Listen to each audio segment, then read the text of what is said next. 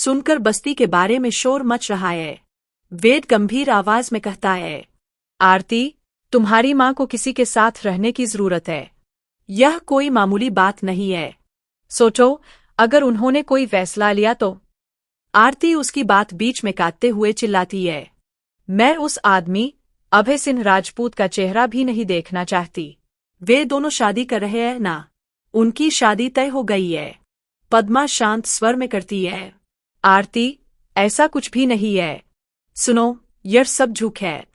वे दोनों कभी ऐसा कुछ नहीं करेंगे। उनके बीच कोई रिश्ता नहीं है। यह सिर्फ अफवाह है। अपनी माँ की बात सुनकर आरती गुस्से में फट पड़ती है। माँ, मुझे अपनी इज्जत बचाने दो।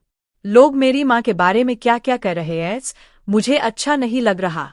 वह साधिका सिंह राजपूत, वह गिनी, ये लोग गंदी बातें लाते रहते हैं।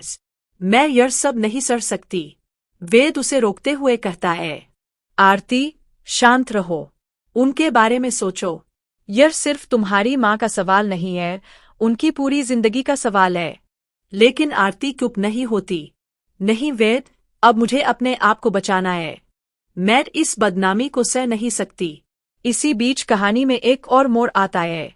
अंजलि, जो पहले से ही गिनी के चक्रव्यूह में फंसी हुई थी, अब गिनी के मुंह से कन्फेशन निकलवाने की योजना बनाती है। वह जानती थी कि अगर सही तरीका अपनाया जाए तो गिनी सच जरूर उगलेगी। अंजलि उस जगह पहुंचती है जहां दामोदर के पास गिनी छिपी हुई थी। वहां अंडों पर पेट्रोल छिड़कवाया जाता है। जैसे ही माचिस की तीली जलती है, आग की लपटें फैलने लगती है। गिनी घबरा जाती है, लेकिन अंजलि की सख्ती और रणनीति के आगे उसे बोलना पड़ता है। अंजलि उसकी आंखों में घूरते हुए कहती है, बताओ, तुमने ही बस्ती में आग लगवाई थी ना? गिनी हांफते हुए कहती है, हाय, मैंने आग लगवाई थी, लेकिन मुझे मजबूर किया गया था। मुझे माफ कर दो। इसी बीच पंकज पुरोहित, जो चुपचाप रिकॉर्डिंग कर रहे थे, हर एक शब्द कैद कर लेते हैं। यह रिकॉर्डिंग साबित कर देती है कि गिनी ही इस पूरे मामले की मुख्य दोषी है। लेकिन कहानी यही खत्म नहीं होती। गिनी की गिरफ्तारी होती है। पुलिस उसे अरेस्ट करती है।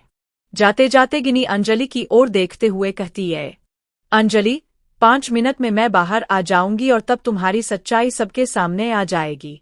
सब चौंक जाते हैं।